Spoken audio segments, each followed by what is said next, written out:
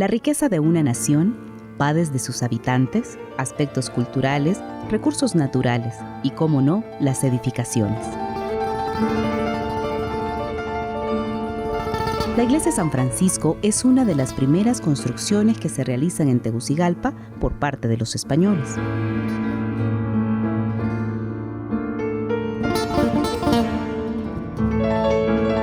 Para conocer más en detalle sobre esta edificación tan antigua ubicada en Tegucigalpa, nos acompaña Nelson Carrasco, historiador de antropología e historia de esta localidad.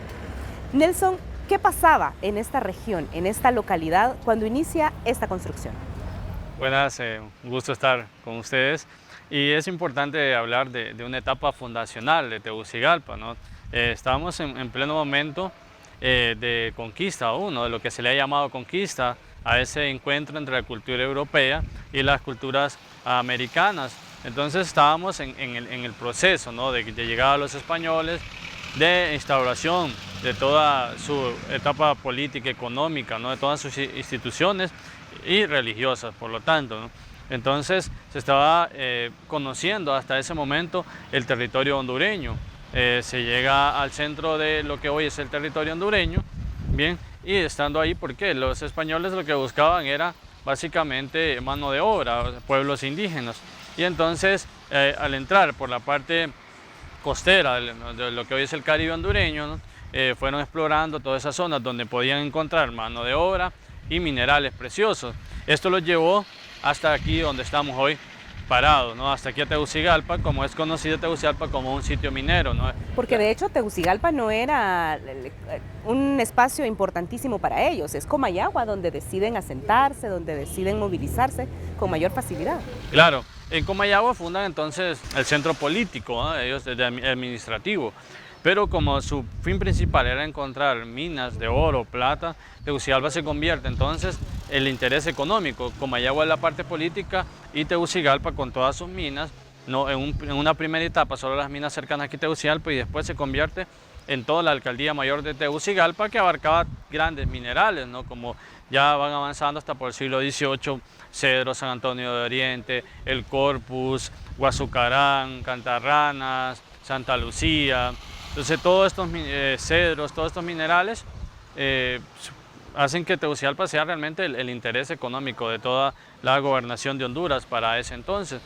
Y llegando, conociendo todo el territorio, entrando primero por el Caribe, pasando a Occidente, se funda Comayagua y después se hace el repartimiento entre los mismos conquistadores, ¿verdad? Hacen todas las labores, después viene la parte de colonización y se reparten todas las tierras. Y así llegan aquí al centro de Tegucigalpa con el interés de encontrar minas, ¿no? Y encontrar esa mano de obra que tienen éxito y por eso fundan Tegucigalpa, porque alrededor de donde hoy estamos, ¿no? Están todos esos pueblos de indios que nosotros conocemos, que ahora son barrios, colonias de Tegucigalpa, como Cerro Grande, Suyapa, Jacaliapa. Entonces todo eso que si ven tiene esos nombres, algunos nombres indígenas, ¿no? Y entonces ellos deciden, en donde estamos aquí, fundar la primera parte de Tegucigalpa. O sea, nosotros estamos en la primera parte fundacional de Tegucigalpa, estamos hoy, bien, porque el interés de ellos también era explotar las minas más cercanas que se encontraron a Tegucigalpa, que fueron las de Santa Lucía, que están exactamente aquí al oriente de donde hoy estamos, ¿no? Y entonces este fue como el centro más específico para poder unir todos esos pueblos de indios, utilizar esa mano de obra y por lo tanto llevarla a trabajar a las minas de Santa Lucía, que geográficamente entre Santa Lucía y aquí Tegucigalpa, esta es como la planicie donde podían habitar los españoles, los dueños de las minas.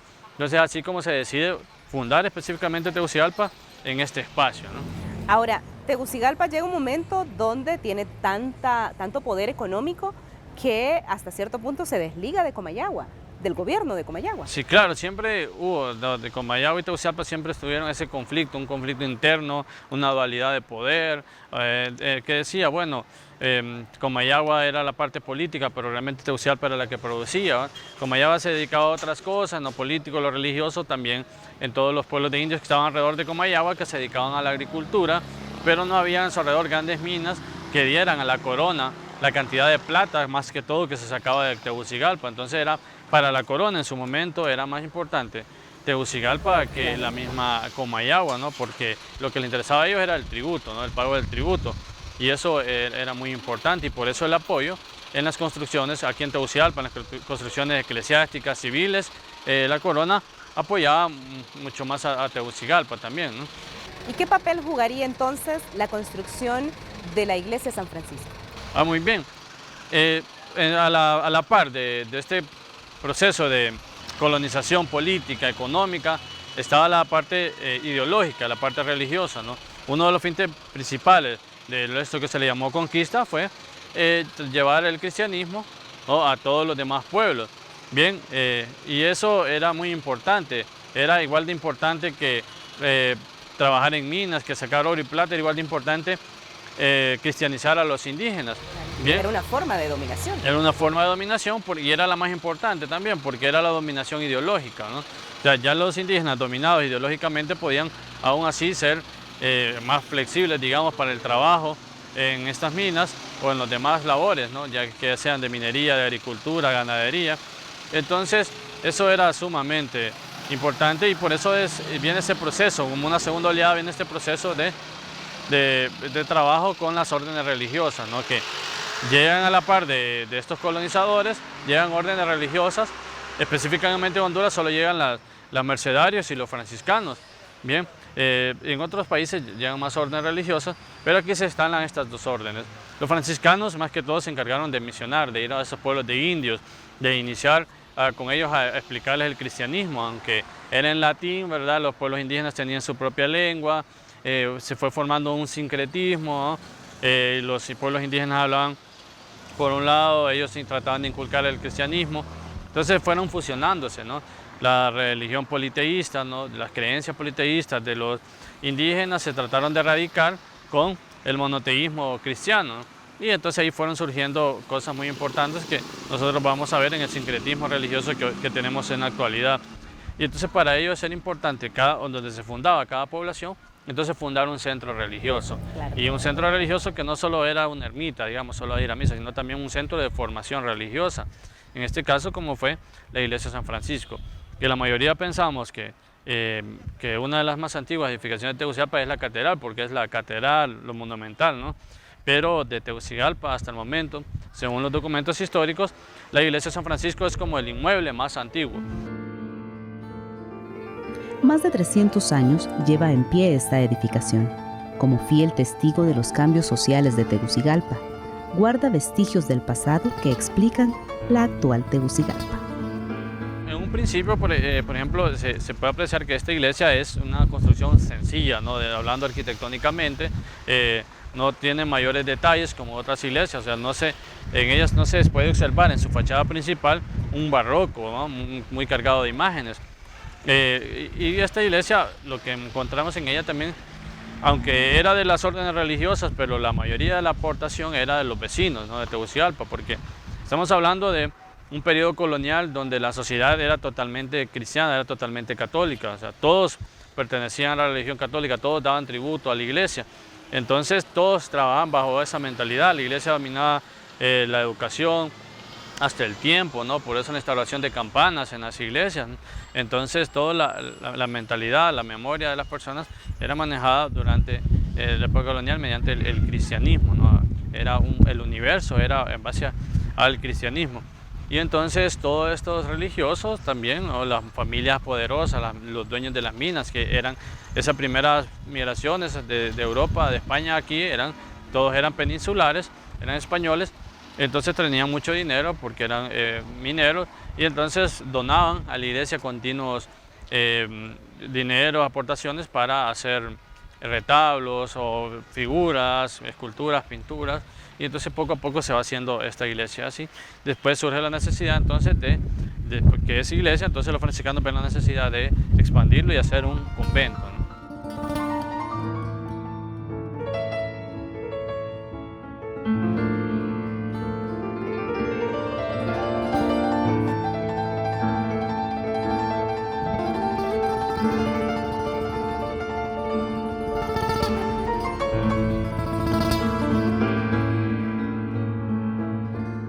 cabe destacar que aquí funcionó la Universidad Nacional Autónoma de Honduras. Claro, eso es importante, ¿no?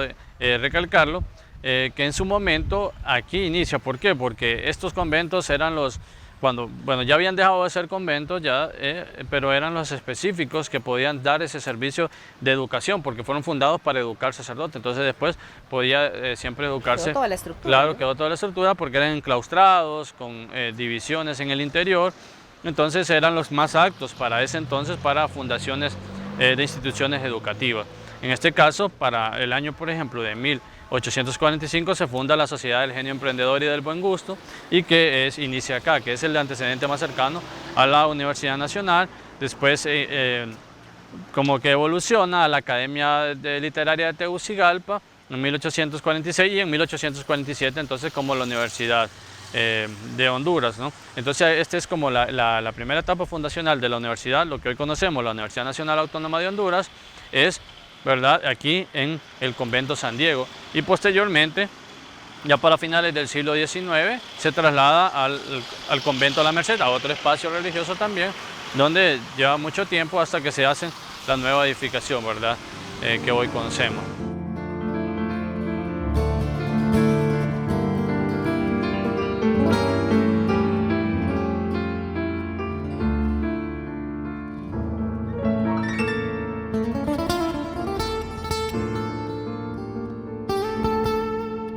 ¿Y qué detalles son importantes recalcar de la construcción, Nelson? Claro, eso es... En esta parte externa. Sí, porque si lo podemos ver es muy importante, porque nosotros también tenemos como acostumbrado que una iglesia colonial, una iglesia antigua, es la iglesia con sus dos torres, ¿no?, y todo eso. Por ejemplo, esta es diferente, ¿no? Las órdenes franciscanas, su intención no era demostrar tanto en el exterior, en lo material, no era más que todo la evangelización. En el interior sí había un discurso muy grande, ¿no?, de su orden franciscana, pero en el exterior no ambicionaban a tanto, ¿verdad? Entonces podemos encontrar que esta iglesia de San Francisco, así como la iglesia de San Francisco de Comayagua, si la podemos ver, tienen casi las mismas características, ¿no?, muy parecidas.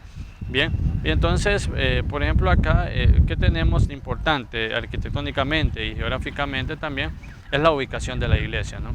Habían disposiciones siempre eclesiásticas que estas iglesias en la época colonial se debían fundar de este a oeste, o sea que la fachada tenía que estar viendo hacia donde se oculta el sol, y así están todas las iglesias de Tegucigalpa, de excepción de los Dolores, casi todas las iglesias también de Comayagua, porque era una disposición eclesiástica. ¿Y por qué se hacía esto? No era un capricho, es porque lo que nosotros vemos, la ventana grande que vemos en la fachada, en el frente de aquí de la iglesia, llamado oculum o la ventana principal, es específicamente para el uso de la luz. Recordemos que en la época colonial no existía energía eléctrica, ¿no? Era con velas, ¿verdad?, en el interior de la iglesia, pero se necesitaba usar luz.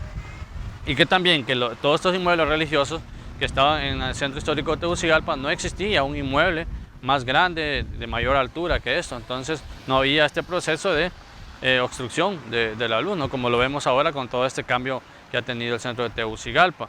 Entonces era importante siempre una ventana principal en la fachada y otra ventana en la parte posterior, ¿no?, porque así se usaba la luz el amanecer y también al atardecer para el uso de las celebraciones litúrgicas, bien, y para la estadía dentro de la iglesia. Por eso siempre va a ser característico esta gran ventana en el centro de las iglesias, ¿no? Y posteriormente solo vemos una torre. ¿Por qué? Porque al lado entonces estaba construido el convento, entonces no daba lugar a otra torre ni no era necesario.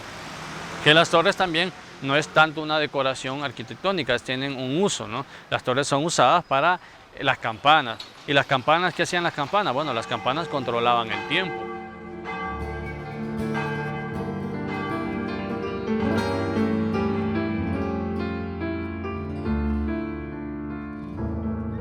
Con el pasar del tiempo, durante los periodos de la Reforma Liberal, se quiere eliminar del país todo aquello que huela a colonialismo, y habrá remodelaciones, reestructuración de edificios e incluso varias de las propiedades de la iglesia pasan a formar parte del haber civil. Sin embargo, la iglesia San Francisco persiste en su uso de corte religioso, dejando a la vista el valor artístico-cultural que existe en su interior. retablo principal es lo que más llama también la atención, el que tiene más trabajo artístico, y nosotros podemos observar que como la iglesia es sí, de 1590, la edificación estructuralmente, arquitectónicamente, pero aquí entonces ya en el interior se va a combinar la escultura, la arquitectura, la pintura, bien, tallado en madera. Todo esto va a ser necesario para comprender el uso de la iglesia, también toda la riqueza patrimonial y lo importante que eran las imágenes en la época colonial. Entonces nosotros decimos, bueno, pero si, ¿para qué necesitamos esta cantidad de imágenes? Si en la actualidad vemos que en las iglesias solo tienen un crucifijo, por ejemplo, ¿no? Son diferentes tiempos. En aquel entonces, como le mencionaba, los indígenas no conocían del todo el cristianismo, ¿no? y surgía estructuralmente, a nivel de la iglesia, surgió el movimiento que se llamó la Contrarreforma, ¿no? Es decir, bueno, vamos a trabajar toda la vida de la iglesia en imágenes, ¿no? Porque estaban estos procesos de que se llegaba a otros lugares y cómo comprender la ideología si no se habla el mismo idioma, si no se ha tenido el mismo origen. Bueno, mediante imágenes, ¿no? Las imágenes rompen barreras culturales, rompen barreras idiomáticas, entonces uno puede comprender una imagen sin necesidad de tener el mismo origen, de hablar el mismo idioma. Y eso fue donde la iglesia impactó más en el uso de las imágenes. Por eso en la época colonial, en todos esos templos nosotros vamos a encontrar que van a estar cargados de imágenes. Y esas imágenes no están allí por estar, porque al padre le gustó y dijo, yo quiero esta imagen, es muy bonita, la quiero en mi iglesia. No, era porque tenían un sentido teológico, un sentido de educación, ¿no? Entonces era eso, comprender el evangelio en imágenes, ¿no? Decían, bueno, que anteriormente se leía el evangelio en latín y el padre de espalda, ¿no? A la gente. Y entonces, ¿cómo iban a comprender los indígenas eso? No lo podían hacer. Entonces necesitó impactar fuertemente con imágenes, ¿no? Y vamos a ver imágenes fuertes también para los indígenas, imágenes más que todo de la pasión de Jesucristo, de los primeros mártires, imágenes que infundían algún respeto, temor, bien, para un principio. Y ya posteriormente van cambiando el discurso, ¿no? Y se van utilizando otro tipo de imágenes, pero vale decir que cada iglesia también tenía su discurso, ¿no? Cada orden. Entonces, por ejemplo, las imágenes que vamos a encontrar en una iglesia sanfranciscana no van a ser las mismas que vamos a encontrar en una iglesia colonial de origen mercedaria, ¿no? Porque ellos tienen su orden y su orden tiene un discurso, una jerarquía, ¿verdad? De santos que se respetan, ¿no?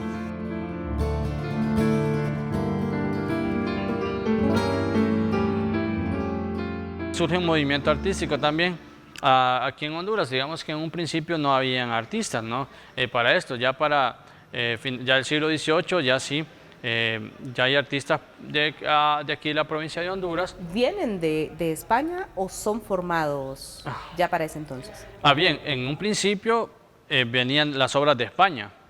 Casi todas las obras más antiguas que vamos a tener del siglo XVII, por ejemplo, que estamos hablando de este centenar de años de 1600 a 1699, venían de España. Ya a finales de ese siglo proceden de Nueva España, de México, ¿no? Porque ahí sí se instaura fuertemente, ¿no? La ideología, escuelas de arte, bien, y posteriormente entonces de Guatemala. Ya en el siglo XVIII nosotros lo que recibimos somos maestros de arquitectura, de escultura, de pintura guatemaltecos. Entonces hacen su estadía, y que era más fácil el acceso con ellos, hacen su estadía aquí en Honduras, que también el obispado de Honduras pertenecía al arzobispado de Guatemala, entonces había una relación oficial entre instituciones y se forman ya para ese entonces artistas hondureños. Y por ejemplo nosotros vamos a tener esta característica de estos retablos, muy comparado con otros, ¿no? De que una figura con mucho movimiento, retablos con muchas figuras, mucho tallado, en madera, vale decirlo, ¿no? Todos estos tienen un origen, se conocen como específicamente tres escultores o tres familias de escultores que llegan, uno de apellido Galvez, que son los que diseñan también mucha parte de la catedral, del retablo. Y entonces todos ellos trabajan y se ve el trabajo de ellos en otros inmuebles y se va realizando poco a poco, ¿no? en estos otros. Entonces, podemos decir que una segunda etapa de la iglesia de San Francisco es el interior. El interior ya no corresponde al tiempo de fundación del exterior, digamos, de lo que vemos nosotros, la estructura del inmueble. Esto ya es del siglo XVIII. Estos tallados, esto es ya del final del siglo XVIII, ¿no? Cuando algunos sacerdotes del obispado de Honduras ven la iglesia de San Francisco, ven que la iglesia principal, que no se había fundado la catedral, no se había quedado como templo parroquial, entonces deciden fundar instituciones. Estas instituciones se le llamaban cofradías o capellanías, que decían, bueno, una institución en nombre de un santo, y estas se hacían actividades económicas, tenían tierras, ganados, y entonces de todas estas ganancias las utilizaban para tallar, hacer esculturas, pinturas, arquitectura y establecer esto en la iglesia, ¿no? La orden franciscana, desde sus inicios, bajo el voto de pobreza, van por el mundo predicando el cristianismo. El llamado Nuevo Mundo será entonces un espacio idóneo para ganar almas. América no se vio exenta de esta presencia. Y aquí, según el padre Vélez, la orden de los franciscanos, conjuntamente con la orden de los mercedarios, llegaron aquí. Y se llaman así franciscanos en honor al fundador Francisco de Asís. Los nombres de estos franciscanos llegados a nuestra tierra hondureña, aquí en esta cuenca minera de Tegucigalpa, a la larga no se tienen. Pero según el padre Vélez, ya en 1589 se inició la construcción del convento de San Diego de Alcalá, que fue un franciscano disponible para la caridad por los pobres, y la iglesia del convento, que era precisamente esta en la que nos encontramos.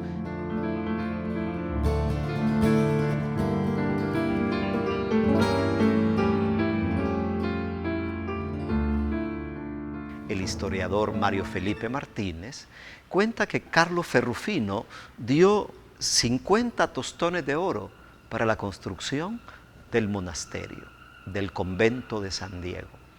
Los franciscanos entonces llegan para evangelizar, que las nuevas tierras encontradas puedan tener bajo el auspicio de la corona española el deseo de encontrar a Cristo y de fundar la iglesia en tierras americanas. Las imágenes que cuelgan de las paredes de la iglesia San Francisco son muestra del mensaje transmitido a la población, que formaba la comunidad Real Villa de San Miguel de Tegucigalpa. Una de las más significativas es el cuadro de la Buena Muerte. El último de los franciscanos que habitó el convento fue Andrés López, Fray Andrés López. Él pudo rescatar a través de un trabajo de restauración y de recreación de pinturas de Cepeda y de Soto y Valladares, que fueron pintores criollos. Una de esas obras es la que tenemos aquí, precisamente en el lado derecho al entrar al templo, que se llama precisamente el cuadro de la Buena Muerte. La palabra agonía viene del griego agón, que quiere decir combate.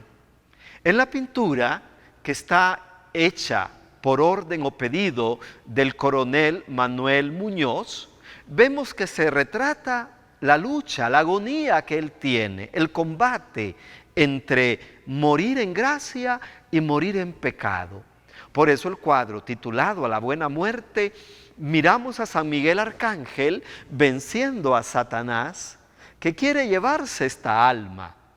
Pero del otro lado, junto al lecho del enfermo, la contemplación de sus ojos de Cristo en la cruz. Él no le pertenece al demonio. Cristo lo ha comprado con su sangre y están orando por él la Santísima Virgen, San Francisco, San Diego de Alcalá, que están acompañando el tránsito del coronel Manuel Muñoz.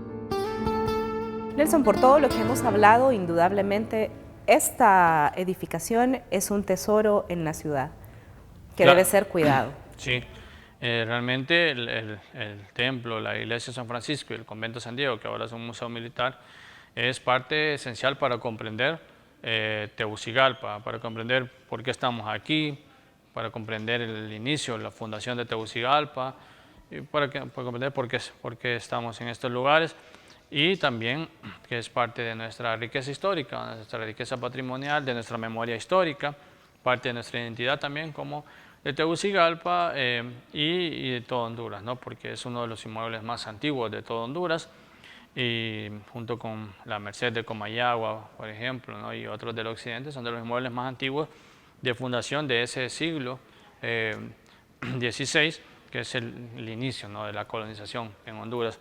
Entonces es un testimonio de la época, un testimonio material de la época, que tenemos pocos.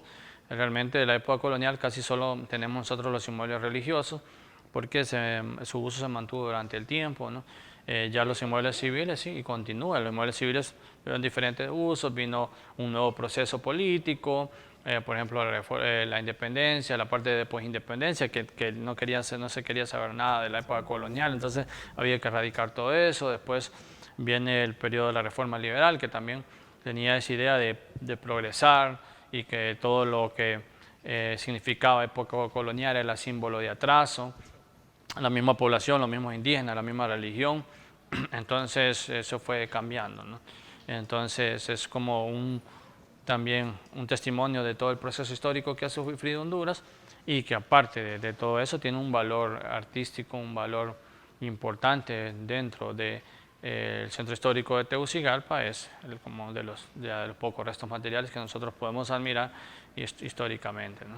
En efecto, muchísimas gracias, Nelson, por orden. todo este recorrido que hemos realizado por la Iglesia San Francisco, y sobre todo porque para usted, televidente, este programa no solamente tiene como finalidad que conozcamos más sobre nuestra historia, sino que también nos apropiemos de ella para, como dice alguien por ahí, no repetir los mismos errores que hemos cometido en años anteriores, y sobre todo para continuar creciendo como sociedad. Muchísimas gracias, Nelson. Y a ustedes muchísimas gracias. Les invitamos a continuar con más de la programación de UTV, el canal universitario de la cultura.